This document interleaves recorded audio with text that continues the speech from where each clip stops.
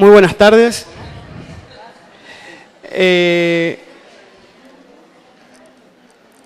Al comenzar a pensar mi recorrido lector, creo que quizás esta teoría de que para que un chico sea lector, sus padres tienen que ser lectores, en mi caso no fue así. Si bien mi papá y mi mamá leían el diario, era lo único que había en casa y que yo los veía leer a ellos, y alguna que otra revista, no eran lectores de libros. Igual a mí no me faltaban los libros. Los libros de cuentos de la colección Mis Animalitos de Sigmar, los libros de pintar, la revista Antiojito, Villiquen y Cosmic. Pero sí mi mamá lo que hizo fue una buena mediación. Ella, al notar que los libros provocaban en mí algo que ni los autitos ni otros juguetes provocaban, me llevó a la biblioteca. Ahí fui a descubrir un paraíso. Me permitían llevar 2 libros y devolverlos, pero claro, lo iba a devolver al otro día. Me gustaba ir de visitas, acompañarlos de visita a casa de otras familias, pero me gustaba ir a casa de familias que tuvieran libros, a casa de familias que tuvieran bibliotecas, donde yo pudiera mirar los lomos de los libros hasta que me dijeran, podés leerlos. Por más que tuvieran los mejores juguetes y los mejores amigos y demás, si no había libros, a mí esas casas no me gustaba ir. Para los cumpleaños, Navidad, Día del Niño, la pregunta era, ¿qué querés que te regalemos? La respuesta cantada era libros, pero los libros no llegaban nunca envueltos en papel de regalo. Sí llegaban autitos, juegos de mesa, pelotas, que quedaban todos arrumbados en la repisa. Entonces, cambié la respuesta. La respuesta fue dinero para ahorrar. Me empezaron a regalar plata. Todos pensaban que me iba a comprar juguetes o que me iba a empezar a comprar ropa. Pero no, esa plata la fui guardando para comprar libros. Y llegar a tener el sueño de todo lector, tener un libro gordo, un libro de tapa duras, Alicia en el País de las Maravillas, de la colección Robin Hood. Este es el primer libro que yo me compré con mis ahorros y que la librera en Olavarría, que fue quien me lo recomendó, aún sigue teniendo la librería y se sigue acordando de esta anécdota. Tal era y sigue siendo mi pasión por los libros, que aproximadamente creo que tendría 6 o 7 años, mi mamá me llevó al doctor para preguntarle si no había alguna pastilla o algo, o algún remedio que hiciera que a mí me gustara jugar al fútbol o a otros juegos. El médico le respondió que así como había chicos que les gustaba el fútbol, a otros el tenis, a otros como a mí les gustaba la lectura o armar los rompecabezas.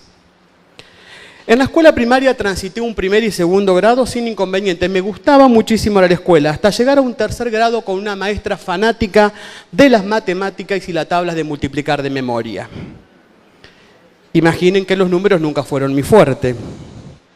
Así que en sus clases me la pasaba en el baño. Ella nos hacía estudiar las tablas de memoria, nos hacía parar a la derecha del banco con las manos sobre el costado del cuerpo y nos tiraba una pelota de tenis y nos decía 3×3 y tenías que atajar la pelota, decirle el resultado y volver a tirárselo. Eso lo odiaba. Entonces yo cuando llegaba ese momento pedía para ir al baño. Y ella me dijo, para mañana te voy a traer pañales, porque si todos los días estás yendo al baño, mañana vas a estar de pañales. Al otro día no quise ir a la escuela. Claro, empecé a llorar porque no quería ir a la escuela. Le conté a mi mamá y a mi papá qué era lo que pasaba. Mi mamá me puso el guardapolvo, me llevó a la escuela con el portafolios. Habló con la maestra, me hizo quedar en el salón. Y esa misma tarde, ella me llama al escritorio para corregirme el cuaderno. Sobre el escritorio había dejado un libro. Imaginen que mis ojos se fueron hacia el libro, no me importaba lo que me corregía. Y ella me dijo, ¿lo querés? Te lo presto para el recreo. Y en el recreo y yo, el libro fue el mejor recreo de mi vida. Y los recreos pasaban y ella seguía prestándome el libro. Hasta que llegó el viernes y me dijo, ¿te lo querés llevar a tu casa? Te lo presto. Eso sí, me lo traes el lunes bien cuidado. Y bueno, ¿qué les voy a decir? El libro era este. El arbolito Serafín de María Hortensia Lacó, y les puedo asegurar que fue la mejor maestra que tuve, aunque ella amara los números y yo los libros. Hoy nos seguimos cruzando por el parque y demás y le cuento de esta anécdota y ella dice que sí, que sigue siendo fanática de los números. Ya en cuarto, quinto y séptimo grado, la biblioteca fue mi refugio. Las horas de educación física eran aburridísimas para mí. La pelota era cuadrada, no sabía en qué equipo tenía que jugar. La directora, al observar eso, me invitó con ella a charlar a la biblioteca. No recuerdo lo que hablamos, sí que me acuerdo que vi un montón de libros, mapas, láminas, diapositivas, películas, discos. Y ella algo vislumbró en mí, porque desde cuarto a séptimo grado fui el alumno bibliotecario de la escuela. La vida escolar en el secundario. Con la lectura fue un enojo muy grande. De leer lo que quería y tener la libertad de leer lo que a mí se me antojara en el momento que quisiera, tuve que empezar a leer por obligación. La famosa lectura obligatoria, leer para completar las fichas con datos de los personajes, lugares, ambientes, transcripción de diálogos, tiempos verbales, la evaluación del libro leído, cambiarle el final a la novela. ¿Por qué cambiarle el final a una historia, a un cuento, una novela, cuando ya está? Y ahora que soy escritor, ustedes no saben lo que cuesta un final de una historia. Y los maestros tenemos la costumbre de hacer cambiar los finales cuando hay otras actividades que se pueden realizar. Este tipo de actividades me alejó de la lectura y de estas ganas de leer. Me perdí de leer libros como El visitante, Bodas de sangre, Vaqueros y trenza, Los árboles mueren de pie, libros que después los pude disfrutar desde adulto.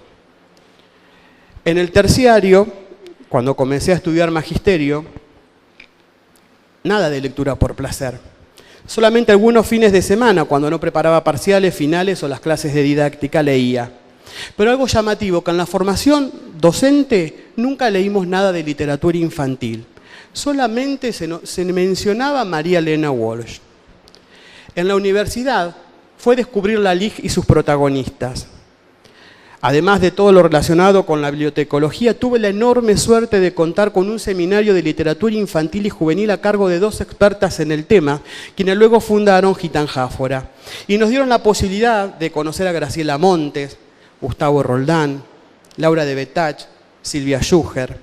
Y ahí fue leer sus libros y también tener un encuentro directo con ellos, donde yo pude dialogar con estos escritores. Y así comienza mi recorrido por el campo de la literatura infantil, leyendo a estos, los fundadores de la LIG, desde lo teórico y lo recreativo. De profesión docente, bibliotecario y promotor de la lectura. Mi primer trabajo como maestro de grado fue en la escuela donde cursé yo la escuela primaria. Y mi directora fue aquella que habló conmigo en el año 84 cuando estaba en cuarto grado. Mi primer trabajo como bibliotecario fue en la biblioteca donde desde chico retiraba mis libros. Quien era bibliotecaria cuando yo era chico fue mi compañera y recordaba lo hincha que era al momento de elegir un libro. Mi primer trabajo como bibliotecario escolar fue en el colegio, y sigue siendo, en el colegio Fray Mamerto Esquiudo Olavarría, desde hace 13 años. Pero más allá del trabajo de bibliotecario, ahí nació esto de la promoción, un título que yo no conocía, y fue un título que me fueron dando las editoriales, y no por vender, porque yo le decía, pero yo no vendo libros, no, vos promocionás, vos haces un trabajo de promoción de la lectura y que no está relacionado con la venta. Y sí, porque sin saberlo con mis alumnos y paso a paso comenzamos a recorrer otro camino dentro de la profesión del bibliotecario, que fue la de recrear la lectura. Y por medio de la lectura, la escuela se convirtió en un circo, nos visitó Dailan Kifki, la biblioteca fue invadida por gnomos y duendes, publicaron los chicos un primer libro de cuentos escritos por ellos mismos, con el madrinazgo de Ana María Yue y Cecilia Pisos, y los padres quedaron conmovidos con los encuentros de poesía. Proyectos que fueron reconocidos en el país, en Chile, Cuba, Colombia y Uruguay. Y casi sin darme cuenta, llegó esto de ser organizador de ferias del libro. Pero muchos años antes, invité a Silvia Schuher a la ciudad de Olavarría. Era la primera vez que una autora visitaba la ciudad en un encuentro fuera de la feria. Fue un éxito. Y ella fue quien generosamente llevó mi nombre a la ciudad de Buenos Aires. Y le siguieron Margarita Mainé, Ricardo Mariño, Emma Wolf. Y sí, un día me llamaron para hacerme cargo del área de promoción de la lectura de la ciudad y organizar de lleno la Feria del Libro, invitando a grandes como Canela, Liliana Cineto, Sasturaino, Oyola, Balmaceda, Sandra Comino, Gloria Casañas y otros grandes escritores. Con muchos de ellos entablamos una relación de amistad, de viajes y encuentros. De profesión docente, bibliotecario, promotor de la lectura y escritor. El lector, el bibliotecario, el maestro le dio paso al escritor en el año 2010. Y no, es decir, siempre escribí. El tema es que nunca mostraba lo que yo escribía. Mi primer libro fue una respuesta para Alicia. Pero, como les decía hoy, nunca mostraba nada. La lectura invadía mi vida. Sentía que al leer tanto no podía escribir algo original. Hasta que un día, hablando con Yuga, me dijo: si crees que cuando escribiste copias de otro, dedicate a otra cosa. Lo que tiene que tener de original es la manera de contarlo. Y fue como en el 2008, con un encuentro con mis alumnos, con el escritor Fernando de Bedia. Al terminar ese encuentro, él me preguntó si yo escribía para chicos. Le dije que sí, pero que bueno, no mostraba nada. Y me dijo: mira, a todos nos pasa esto. Ahí está, que tenés que tomar coraje y mostrarlo. Esta noche, cuando vamos a cenar, me llevas uno de tus cuentos y los leo. Y así fue. Llevé a la cena lo que luego sería mi primer libro. Me dijo: hay que editarlo, hay que corregirlo, hay que revisarlo. Y si entendés que hacer este trabajo es parte de ese pacto entre editor y escritor, no va a haber ningún inconveniente. Así que lo mandé a la editorial. Lo mandé a Editorial Atlántida. Y la verdad que yo conocía a la editora. Esto no está acá en la ponencia, pero se los cuento, porque todos creen que como yo trabajaba para algunas editoriales me fue fácil en el camino. Yo hice el camino inverso. Lo mandé al mail que manda toda la gente que escribe, que lo mandan a un mail general. Yo lo mandé a ese mail general. Cuando la editora lee el cuento y ve los datos, me llama por teléfono y me dice: ¿vos sos Diego Javier Rojas? Sí. Ah, ¿y por qué no me diste el cuento? Porque todos me conocen por Diego, el Javier casi... A mí me llaman Javier por la calle, ni vuelta me doy. Entonces, ¿por qué no me lo mandaste directamente a mi casilla personal? No, porque yo quería, si el cuento valía la pena, si realmente era publicable o no, y no que fuese publicado solamente por ser amigo. Así que bueno, ahí salió mi primer libro, que es Una respuesta para Alicia. Una historia que nació de una pregunta de una alumna del jardín, que al escuchar que ese fin de semana me iba a Mar del Plata, me preguntó: ¿de dónde viene el ruido del mar? Ya cuando estaba en Mar del Plata, caminando por la orilla del mar, la pregunta volvió a resonar en mi cabeza. Así que me fui a comprar un cuaderno, lápiz y empecé a escribir. Primer libro que me dio muchísimas satisfacciones. Fue seleccionado por la CONAVIP, así que está en casi todas las bibliotecas populares del país, y el Plan Nacional de Lectura lo seleccionó entre los 300 libros recomendados para Iberoamérica. Y a ese primer libro le siguió Francesca Imagina, que ya va por la segunda edición y cuya gestación fue en el jardín de infantes. ¿Vieron la entrada del jardín que los papás se quedan todos hablando? Como yo tengo la suerte de que soy bibliotecario, que entro y salgo, siempre voy con la oreja parada y escuchando qué es lo que van diciendo los padres. Que el nene no come, que no quiere caminar, que no se quiere levantar, que no se quiere cambiar y que, bueno, todas las quejas que tienen los padres. Entonces, todas esas quejas a mí me sirvieron para escribir esos 4 cuentos de Francesca Imagina. Vacaciones de A4 quizás sea el único cuento, el único de mis libros que no nació en la escuela, que sí nació de una familia amiga, los Fernández, que no sabían cómo contarle a su hijo que iban a tener un hermanito. Un pueblo sequito. Gran tema. En el 2017 va a salir la segunda parte de este libro. No tan Blancanieves, donde la idea aparece con mis alumnos de quinto, cuando estábamos hablando sobre los cuentos tradicionales y los personajes de esos cuentos. Y uno de los nenes me preguntó: ¿por qué todas las princesas hacen lo mismo? Y ahí fue el origen de esta Blancanieves. Esta Blancanieves que no quiere a los enanos, que no quiere limpiar y le encanta mirar telenovelas. Un pueblo sequito. Las ganas estaban de escribir una historia sobre un abuelo. ¿Pero qué escribir sobre un abuelo? Sobre un abuelo hay muchas historias. ¿Qué podía escribir? Un día fuimos de visita con los nenes al Centro Cultural en Olavarría, que está bordeando el arroyo Tapalqué. Y uno de los nenes preguntó de dónde venía el agua que pasa por el arroyo. La maestra de plástica, muy ingeniosa, le dijo, si ustedes se paran y miran todos para allá, para el fondo, van a ver que hay un señor que abre y cierra la canilla. Esa idea, más la historia de un abuelo olvidadizo, llegué a mi casa y me puse a escribir esta historia. El libro está dedicado a mi abuelo José, no porque mi abuelo José fuera olvidadizo, sino que me parecía que era un homenaje para él en nombre de todos los abuelos. Y es un libro que también está publicado, se publicó el año pasado en Brasil. Y Los Amigos de la Luna surgió de esa idea que tienen los chicos de viajar. Y los chicos de sala de 5 sueñan con eso. Y a mí me lo cuentan. Entonces, el personaje viaja a la luna, pero no en un cohete. Libro que está seleccionado para el Plan de Lectura de México. Y en breve, por este amor que tengo por los libros, se va a ver reflejado, ahí hay un dibujito de un dinosaurio sobre una botella, en el próximo libro que se llama Se me perdió un dinosaurio, donde los protagonistas eran un nieto, un abuelo y un dinosaurio y un libro. Pero más allá de todo esto, de mi trabajo como escritor, en mi trabajo como bibliotecario en la escuela, lo hago desde la pasión, lo hago desde lo que a mí me gusta leer. Yo siempre lo digo en las charlas, estando presente o no la directora que me acompañó en esta oportunidad, jamás me presionaron para que yo lea tal o cual libro. El libro que yo leo con mis alumnos es un texto que pautamos leer, ¿sí? Tengo la suerte también de que los conozco desde sala de 3 hasta sexto. Tengo que cerrar. De sala de 3 hasta sexto grado. Entonces, eso a mí me permite saber de los gustos de ellos. ¿Qué es lo que quieren leer? Y también tengo la suerte de que me llegan casi 60 o 70 novedades de literatura infantil por mes. O sea que leo casi todo, más lo que escribo, más lo que me queda de resto para leer algo de formación profesional. ¿Cómo conviven el lector, el escritor, el docente, el bibliotecario, el promotor en esta persona, en Diego Javier Rojas? Conviven, se llevan bien, se complementan uno con otro. Sabe cuándo habla el maestro y sabe cuándo habla el lector. Sabe ubicarse en cada rol. Pero hoy acá soy los 5 en una sola persona, superando al Dr. Jekyll y Mr. Hyde. Con la idea de que estas palabras sean de su utilidad y continuemos por el camino de los libros y la lectura. Muchas gracias.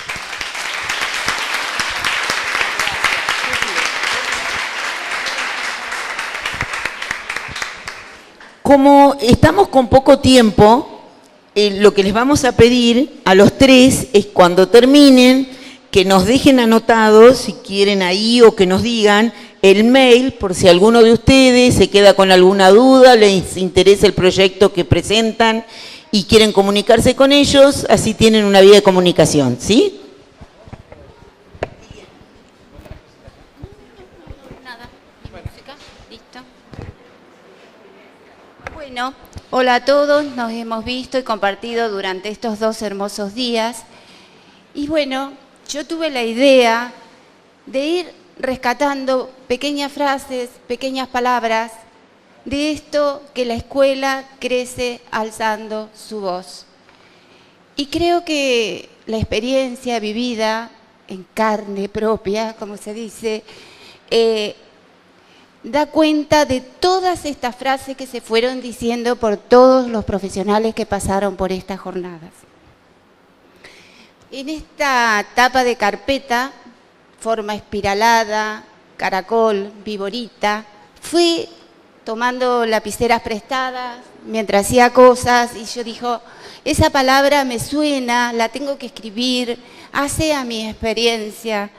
Por ejemplo, rescatada de ayer muy tempranito, sorprender, sorprendernos, sorprendimos, venderle hielo a los esquimales, equipo, sentido de pertenencia, clima de trabajo, dejar marcas, pasión, despertar el deseo, supervisar, la mirada del director.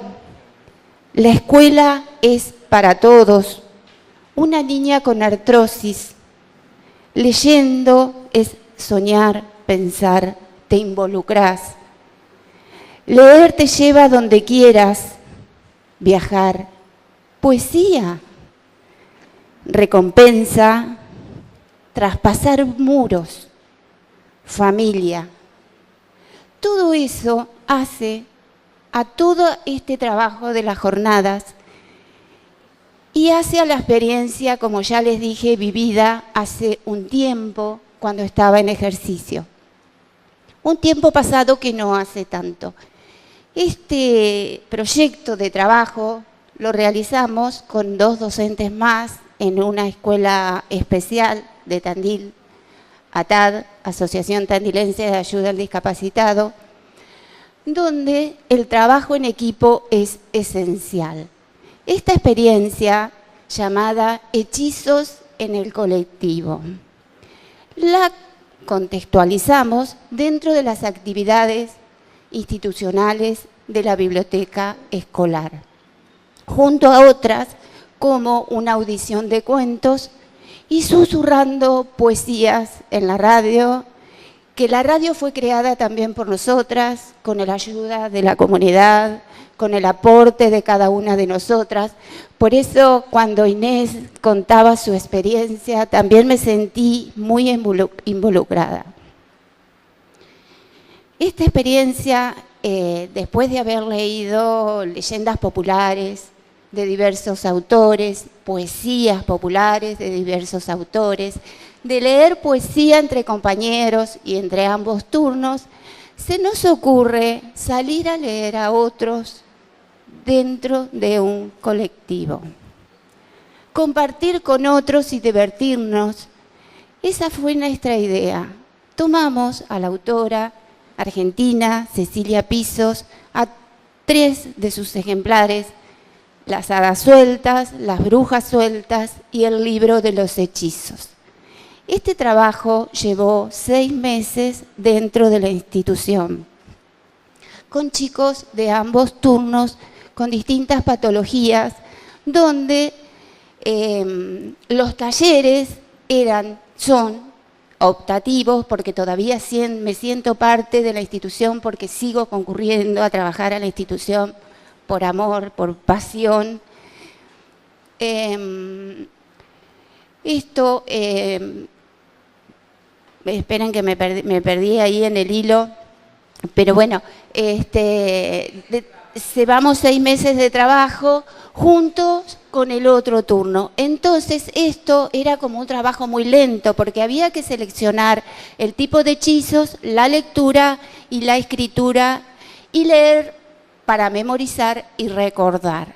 Una vez que todo este trabajo estuvo hecho, pero interdisciplinariamente, desde nenes de nivel inicial hasta el CFL, que es el Centro de Formación Laboral, todos involucrados, tanto alumnos como personas, como adultos, como terapeutas, porque el trabajo también lo consideramos pedagógico y terapéutico.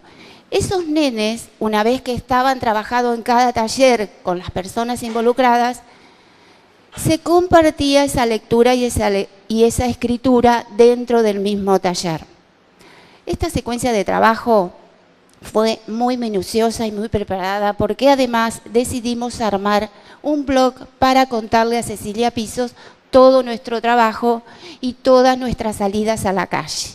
Cuando esto se termina de armar, se crean embrujos propios, se inventan, se teatralizan, se musicalizan, es decir, todas las disciplinas juntas dentro de la institución, y que nosotras como docentes considerábamos que los chicos estaban ya preparados para salir a la calle. Salimos vestidas de brujas, de brujitos, de brujitas, de hadas, con varitas y con la bolsa para regalar libros a las personas que nos escucharan. Que ese trabajo también fue dado junto a la familia. La familia nos ayudó muchísimo en esta experiencia, aportando ese libro que después iba a ser regalado a la persona que nos escuchara. Como estos talleres eran rotativos y optativos, nosotras también teníamos que hacer un poco de seducción para que concurran a nuestro taller, para prepararlos. A los talleres un poquito que nosotros les decíamos más pedagógicos. Chicos, vamos a leer, vamos a prepararnos, vamos a escribir. Tenemos que escribir en la compu porque Cecilia se tiene que enterar. Pero ¿cómo hacemos? Yo no puedo. ese nene que no podía escribir porque su patología se lo impedía o su incapacidad intelectual se lo impedía, dictaba dentro de sus posibilidades a otro para poder escribir en ese teclado adaptado, ya sea con un mouse más lento, con palabras muy grandes, en letras mayúsculas, en atriles preparados para los nenes que no podíamos movilizarlo de su silla. Una vez que estábamos preparados, dijimos, bueno, hoy es el día de salir a la calle. No podíamos salir con todos los nenes que querían. También ahí estaba nuestro poder de seducción para no llevar más de 5 o 6 nenes, que era lo que teníamos permitido de acuerdo a los adultos que íbamos. ¿Por qué? Porque no íbamos a poder subir al colectivo con 2 sillas de ruedas. Había que sacar al alumno, plegar la silla y subir. Nenes con otras patologías también con incapacidad para poder caminar solito, aunque sí lo hacía sin silla. Ese día llegó, salimos a la calle, 3 docentes, 6 niños, todos muy preparados para leer los embrujos y los hechizos de Cecilia Pisos.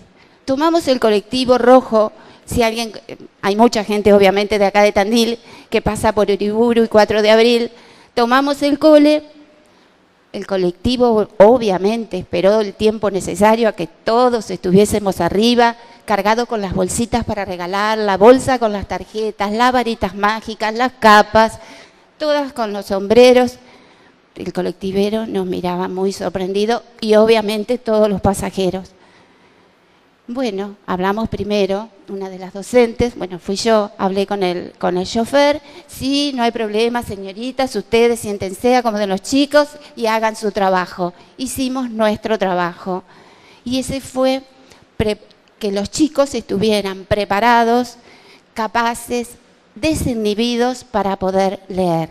Leyeron embrujos, bueno, en este momento tenía algunos presentes, pero bueno, no lo recuerdo, pero hay que tienen en cuenta valores, Cecilia Piso tiene en cuenta cosas de lo cotidiano, que por eso la elegimos, para que el chico se sintiera familiarizado y poder repetirlos con facilidad, aquel que no lo podía leer. Entonces, en ese micro ocurrió la magia. La magia fue que pudimos leer en el recorrido desde nuestra escuela, lugar alquilado por nuestra asociación a través de un incendio, subimos, el colectivo realiza su recorrido hasta la terminal de ómnibus, que serán más o menos, calculo, 10 cuadras o 12. Los chicos pudieron leer, los pasajeros todos muy atentos. Recuerdo que una nena Down, ya con sus 7 o 8 añitos, y pudo hacer su lectura muy, muy fluida y encantó a los pasajeros y entregó un libro a cada uno y todos obviamente felices, contentos. Es más, todos se ofrecían porque obviamente esa inhibición en primera instancia fue como romper el fuego. Te ayudo, te ayudo. No, fue la respuesta de ella y ella solita pudo leer un embrujo de 4 versos. Fue muy aplaudida, fueron entregados los libros, los aplausos. Y así llegamos a la terminal leyendo cada uno de los chicos 4 embrujos. Los libros, obviamente, había que contar cada vez que subía un pasajero nuevo. El colectivo iban bajando. No, voy a caminar, voy a viajar 1 cuadra más para escuchar el próximo embrujo por otro de los chicos. Es decir, esto de sorprendernos y sorprendimos, tuvo que ver en esta instancia. Llegamos a la terminal de ómnibus, obviamente, sorpresa, salían 3 colectivos repletos de gente y dijimos nosotras mismas, nos miramos y dijimos, ¿qué hacemos acá? Seguimos leyendo. Obviamente nos acercamos a un banco donde había varias personas y un señor mayor, una anécdota muy curiosa, claro, éramos para la gente que por ahí no está acostumbrada a ver a chicos con distintas capacidades en la calle, todos juntos, tal vez resulta, hoy día no, pero resulta un poco decir, es como que vuelve la mirada. Y imagínense nosotras también, aparte de nuestro delantal, el sombrerito, la capa, la varita mágica, era como, bueno, este señor, no sabemos dónde viajaba, estaba sentado ahí y muy sorprendido huyó desesperadamente, creía que lo íbamos a embrujar, verdaderamente a hechizar. Entonces, eso los chicos también, para ellos fue una sorpresa. Fue algo que fueron sorprendidos. Y todo esto relacionado con la pasión, el entusiasmo, nos invita a volver a prepararnos para salir. Y esta vez fuimos a la plaza del ferrocarril, a la estación del ferrocarril, que también nos queda muy cerca, y también pudimos leer en nuestro recorrido por las cuadras, que eran 2, cruzar una avenida, llegar a la estación de trenes, y yo aquí que llegaba un tren, pero era de carga. No importa, vamos a leerle al maquinista. Leímos al maquinista con otros embrujos y hechizos. Sí, una anécdota más de las salidas que seguimos recorriendo el barrio, con esto de la disciplina, con esto de involucrar al equipo, con esto de ponerse la camiseta, la importancia que tiene de que todos juntos vivamos los proyectos institucionales. De eso se trata, y de salir a contarlos, porque por ahí son experiencias que nosotros las damos por hecho como algo cotidiano y en realidad enriquecen y potencian a otros. Salimos a la vereda con toda nuestra preparación, otros alumnos, y éramos más. Salimos a dar la vuelta a la manzana. Y una niña con su bastón, su andador, dice, señor, yo no tengo la manzana. Bueno, no te hagas problema, salimos igual. Yo entro mientras todos comienzan a caminar y traigo un ovillo muy grande de lana, muy grande, y otros 2 más por las dudas. Salimos, leímos, compartimos, esto de que el otro te pueda escuchar, y hay un título de un libro de Carlos Escliar que dice si el otro no estuviese ahí, si el otro no está ahí, y esto es lo importante, que esté el otro para poder escuchar, de alzar esa voz. Salimos a dar la vuelta de las manzanas.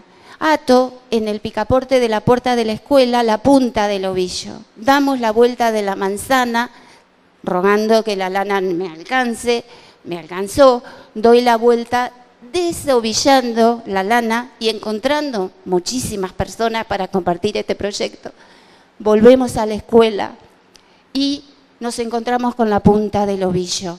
Esto tiene que ver con el trabajo de sociales, con cómo es una manzana, dónde llego a la esquina, cómo doy la vuelta, cruzo la calle, desde las primeras conocimientos que tienen que ver con la ciencia y el recorrido urbano, ¿verdad? Ahí es como relacionamos todas las disciplinas en nuestros proyectos y los frutos que dan, que tiene que ver con la pasión. Nada más.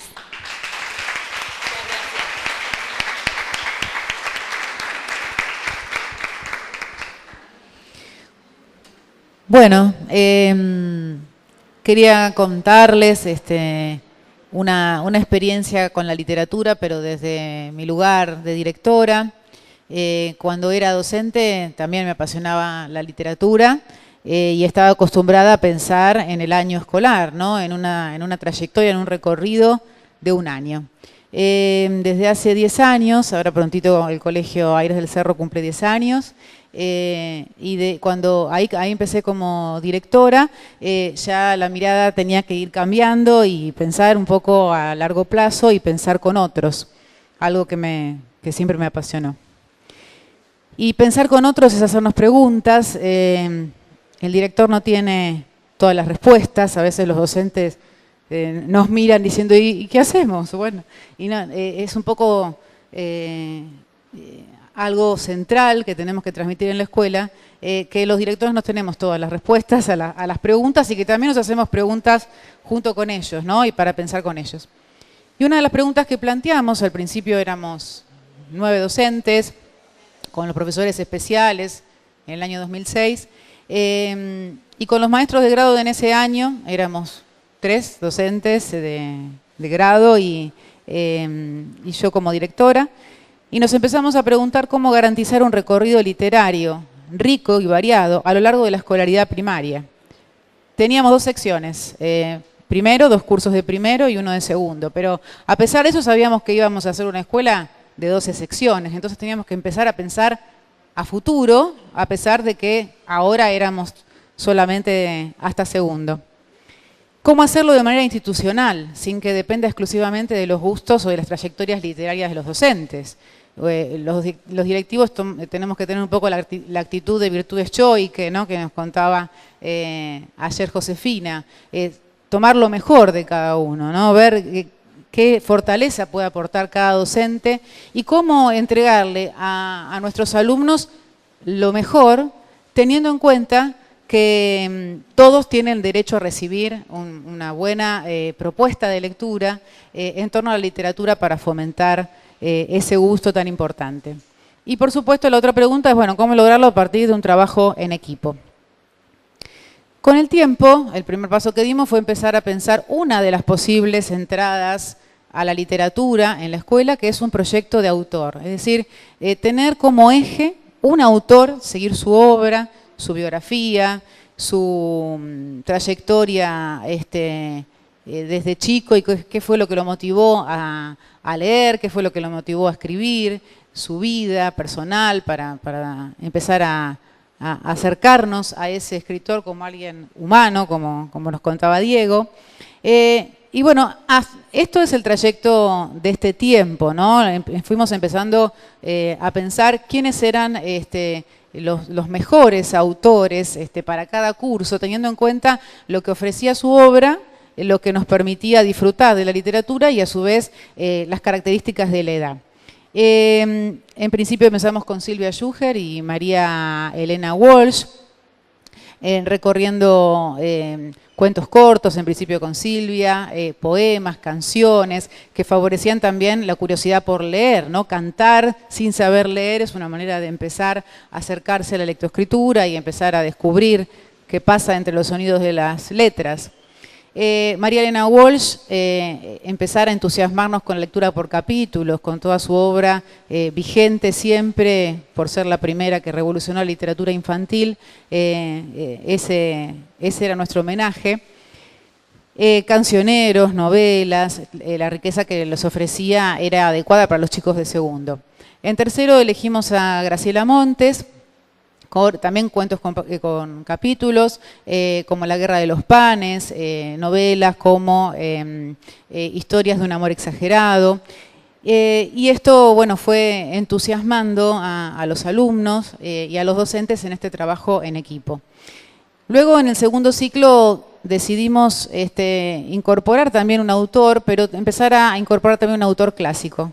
Por lo tanto, elegimos en cuarto a Javier Villafañe y también elegimos a Horacio Quiroga en su obra, Cuentos de la Selva, y empezamos a cruzar con la experiencia de Rudyard Kipling con el libro de la selva y empezar a comparar, bueno, qué tienen en común estos dos escritores. En quinto año elegimos a Ricardo Mariño, y también desde lo clásico, mitos griegos y cuentos como Las Mil y Una Noches. Y en sexto, Gustavo Roldán como autor nacional y Stevenson con la obra del Diablo en la Botella, que nos fue cautivando a través de descubrir. Hay un cuadernillo muy interesante, el Ministerio de Educación de la Nación, que propone empezar a indagar sobre el Diablo en la Botella y sobre la obra del autor y sobre cómo se hace la botella y por qué aparecen estas imágenes en esa historia. Bueno, esto es lo que sucede hoy, ¿no? Durante estos 10 años hemos ido revisando. El riesgo siempre de estas cosas pensadas a largo plazo parecieran que son intocables, estancas y que, bueno, elegimos para siempre Silvia Schuher en primero y vamos a hacerlo siempre así. No es nuestro caso, vamos revisando y vamos viendo otras propuestas que los docentes que se van incorporando fueron aportando. A partir de esto se plantearon revisiones y acuerdos, como les decía, teniendo en cuenta los aspectos que mencioné recién sobre el proyecto de literatura de autor. y qué obras eran las más ricas para trabajar con los chicos. A veces las empezábamos seleccionando los docentes y siempre en algún espacio los alumnos armaban su propia agenda de lectura, desde los más chiquitos. Tenemos una colección de Silvia Schuher que fuimos haciendo en estos 10 años en la escuela, y uno de los proyectos comienza con ofrecer en mesas de libros toda la colección y que sean los mismos alumnos, aunque son chiquitos de primero, y bueno, van seleccionando qué libros desean que pasen a formar la agenda de lectura para ese año. Y convenciendo a los demás compañeros que también elijan esas, ¿no es cierto? Para eso hemos leído las tapas, las contratapas y bueno, y mirado el libro para ver su atractivo. Bueno, en este recorrido, por supuesto, como decía, es la lectura y la escritura en torno a lo literario, ¿no? Entonces, también empezamos a pensar cómo garantizar situaciones de lectura y de escritura con un repertorio de diversos textos. Otra de las cosas que suelen suceder, así como hay autores que se repiten mucho, hay otros que no aparecen, hay textos que aparecen mucho a lo largo de la escolaridad primaria y otros que no aparecen. El cuento es el más conocido, pero a veces nos olvidamos de la poesía, dejamos relegada la fábula, a veces leemos alguna que otra leyenda, pero hay géneros que no están presentes. Entonces también era un desafío ofrecer a lo largo de la primaria ese recorrido diverso. Y a su vez también cómo distribuirlos para evitar sobrecarga de algunas, bueno, y ausencia de otras, como decía, y nuevamente cómo lograrlo a partir de un trabajo en equipo. Y es así que con los docentes armamos un cuadro para ver de qué manera íbamos a ir acercando a los alumnos a cada uno de estos tipos de texto. Les quiero mostrar este es un cuadro viejito, hace 2 o 3 años, no, mejor dicho 5, porque todavía no teníamos sexto, estaba en construcción. Empezamos a pensar los distintos tipos de texto, los literarios y los no literarios, pero bueno, acá me voy a basar en la literatura, y empezamos a hacer el listado de cada uno y empezamos a ver de qué manera llegábamos, además de la lectura, la exposición al tipo de texto, el análisis del tipo de texto, para llegar en algún momento de la escolaridad primaria a producir ese tipo de texto. Y entonces hicimos una graduación de, bueno, ¿en qué año vamos a empezar a exponerlos? ¿En qué año vamos a empezar a contarles fábulas? ¿En qué año podemos empezar? Para que, si no nos hacemos esa pregunta, no pasa nunca y depende quizá de la voluntad del docente, del gusto del docente. Entonces, de alguna manera, dejar ciertas cuestiones fijas que nos permitan avanzar. Bueno, así lo hicimos con la historieta, con los cuentos, con las fábulas, con las leyendas, con las obras de teatro. Para empezar a pensar, bueno, en primero una exposición, por ejemplo, de historieta, exposición al tipo de texto, empezar a leer por sí mismos las primeras historietas, luego en segundo empezar a pensar en un análisis y producción de pequeñas viñetas a partir de transformar un cuento en una historieta. Esto nos permite a nosotros como docentes y a mí como directora, garantizar que en algún momento de la escolaridad hayan conocido esa variedad y la riqueza que cada uno de los tipos de texto tienen y poder aprovechar su potencialidad. Bueno, como tercer paso también empezamos a pensar, y bueno, las secuencias didácticas, cuál es el sentido que le dan a los aprendizajes, ¿no? Ahí cuando uno empieza a pensar la secuencia didáctica es cuando empieza a decir, bueno, a ver, me estoy acercando a cómo va a ser la realidad en el aula. Y empezamos el colegio pensando y llevando a la práctica que la planificación es un trabajo en equipo, que es una planificación institucional. No es de Juanita, no es de Marisa, es de un equipo de trabajo. Por lo tanto, empezamos a construir secuencias didácticas que fueron pasando a formar la memoria colectiva institucional de esas secuencias, para que año a año se puedan ir enriqueciendo. No empezar de cero todos los años. Bueno, ¿qué hago este año en segundo? Quizás la misma docente, pero si es otro docente, de qué manera aprovechar la historia institucional para sobre lo construido seguir construyendo. Y vuelvo a lo mismo, ¿no? Son cosas que se revisan y se renuevan año a año. y permite construir los saberes docentes a partir de instalar esa pregunta como motivadora. Bueno, puse tercer paso 2 veces. Cuarto paso, y van un montón. En este momento estamos volviendo a revisar, porque todo esto va siendo un circuito, un círculo, que uno vuelve a preguntarse y a revisar cada tanto. Esto es en prácticas del lenguaje, imagínense todas las áreas que la escuela primaria tiene.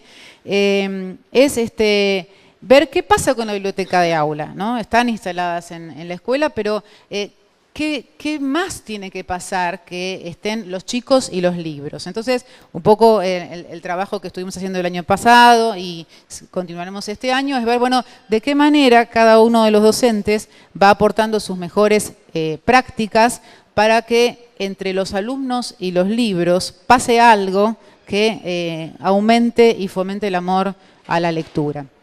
En eso estuvimos trabajando, haciendo acuerdos intraciclo y acuerdos interciclo. Y en eso estamos. Y a veces nos preguntamos, ¿y qué pasa? ¿Nunca se termina? Y bueno, la verdad que en la vida nunca se termina y en la docencia nunca se termina. Y siempre hay un desafío. Entendí eso y lo relacioné cuando Roberto ayer nos decía la zanahoria. Bueno, siempre hay algo más, y por suerte, que nos mantiene vivos. Y tomé unas frases para cerrar que tienen que ver con esto, ¿no? Lo que motiva a trabajadores del conocimiento, como los docentes, es lo mismo que motiva a los voluntarios, que hoy nombraba Victoria. Necesitan, sobre todo, retos, desafíos, nuevas preguntas. Esta frase se la robé a Peter Drucker. Y después, cada vez que estas cosas se llevan al aula y los docentes compartimos el resultado y evaluamos el trabajo, me acuerdo de la frase de Blechmar, que es gestionar es hacer que las cosas sucedan, que las cosas acontezcan, que nos sigamos preguntando y que sucedan con otros, que es lo más valioso.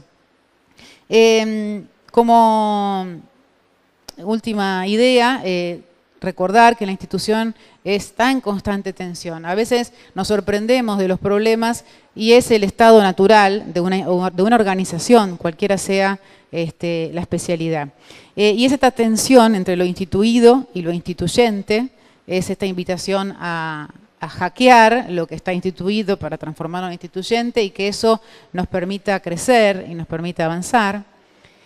Y un mensaje final que me llevó a pensar todo lo que vivimos ayer y hoy, escuchando las ponencias de todos, es que el secreto de los equipos de trabajo en una organización es hacerse preguntas para intervenir